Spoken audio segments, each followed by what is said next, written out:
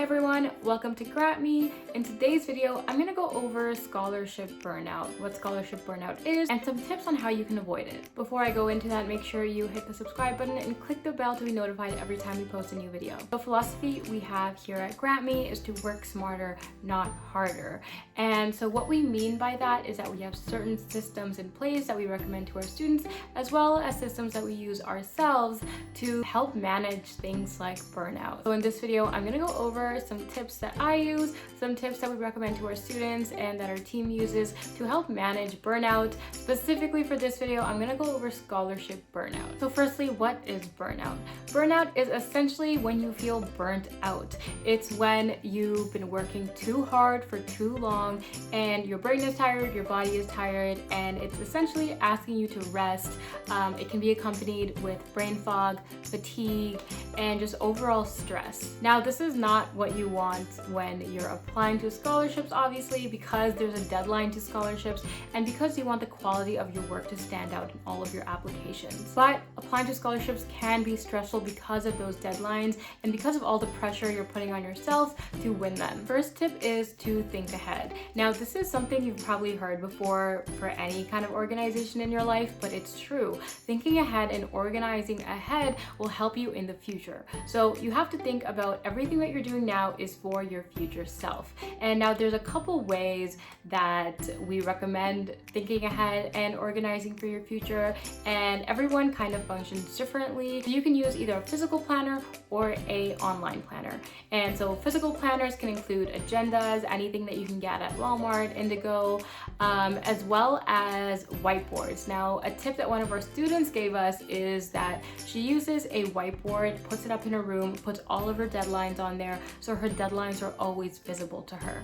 If you're like that as well, get a whiteboard, put all your deadlines on there just so they're visible to you and so you're constantly reminded. Now, having those deadlines in front of you shouldn't be stressful, but if you are stressed, you can also use an online planner. Now, I have 3 different versions of this, and you can use whatever is best for your organization skills. The first is Google Calendar. Google Calendar is the best integrated system of organization that I have personally used. So I know the name is calendar, but it's not just a calendar. You can input events, you can input tasks and reminders. And here's a tip, you can also maybe get a partner who's also applying to scholarships, add their email into the invite, include a Zoom add-on, and they can click the link and you guys can co-work and work on that scholarship essay together. Google Calendar also works across all of your devices, so if you've set it up on your laptop, you can get the app on your phone and you can get those same reminders on your phone, so you don't have to go all the way to your laptop. Next is Notion.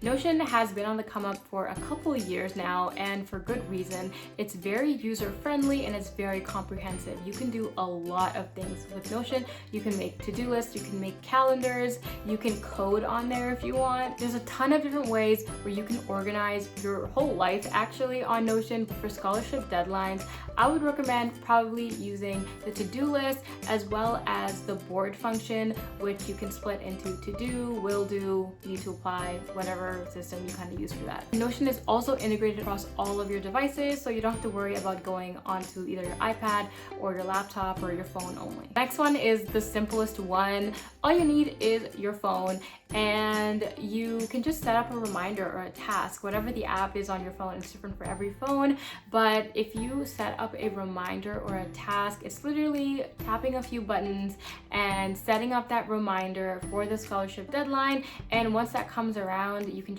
it'll just pop up on your phone and you can be like, oh yes, I have to write an essay, and you can get to it then. That's the simplest of them, but of course, if you want something more integrated with your lifestyle, if you want to add more information or work along with others, then I would definitely suggest Notion or Google Docs more. The next one is taking a break. Taking a break will help you actually work longer. And now I know that sounds counterintuitive, because how are you working longer if you're taking a break? That's because your brain needs that break. By taking that break, you're giving your brain a rest, and then when it starts working again, it can kind of have like a fresh start and you'll be able to work longer. So say you're working 4 hours. If you're working entirely for that 4 hours straight, straight, you're going to be really tired.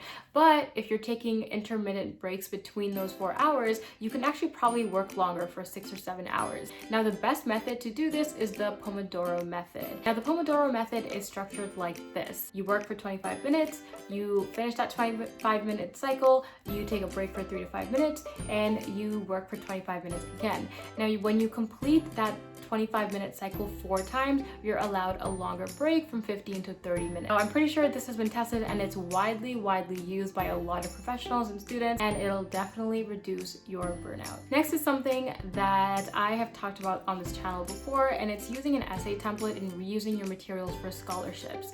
Now, this is the best tip I can use for any essay writing. Make sure you have a system in place for reusing materials. Now, what I mean by this is that a lot of scholarship essays more or less ask for the same thing. It's something about your accomplishment, it's something about how this affected you, it's something about your experiences and what impact you had on your community. And so a lot of scholarships usually ask for this in kind of the same way.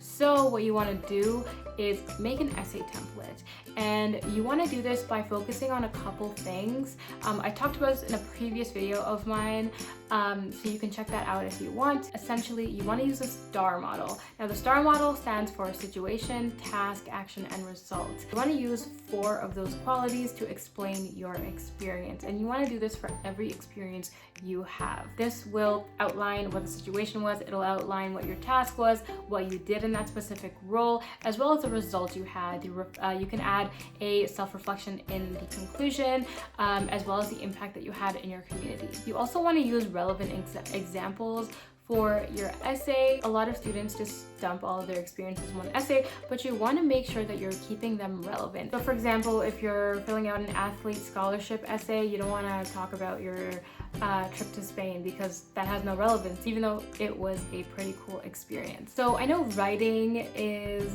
the main part of the burnout of scholarship burnout, but finding scholarships is just half the battle. And so what I would suggest is getting your friends and family to help you find scholarships. To do this, I would avoid scholarship search engines. They're usually scams. You have to fill out a 40-minute survey and you kind of get nothing in the end. So instead, focus on internal high school and university scholarships, as well as affiliate programs.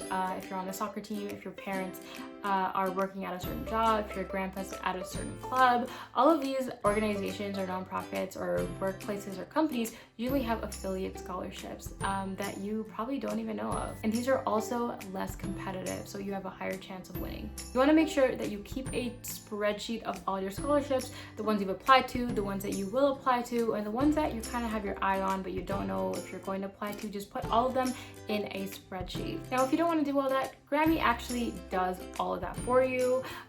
We have our scholarship matching app that basically matches you to scholarships, so you don't have to get your family and friends to help.